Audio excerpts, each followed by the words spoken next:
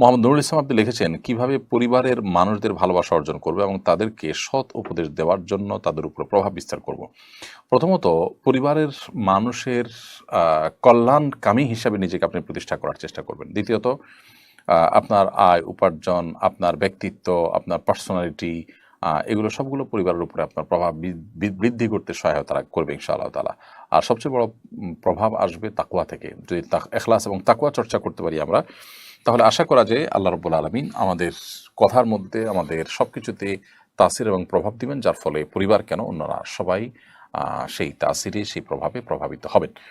তো সেই চেষ্টা আপনার করা দরকার। বিশেষ করে তরুণদের ক্ষেত্রে আয় উপার্জন করা, কর্মমুখী হওয়া, অলস না হওয়া, এগুলো তার পরিবারের উপর তার প্রভাব ফেলতে অনেক বেশি সহায়ক ভূমিকা রাখে। বিশেষ করে দাওয়াতি কাজে এটি অনেক বেশি কাজে লাগে।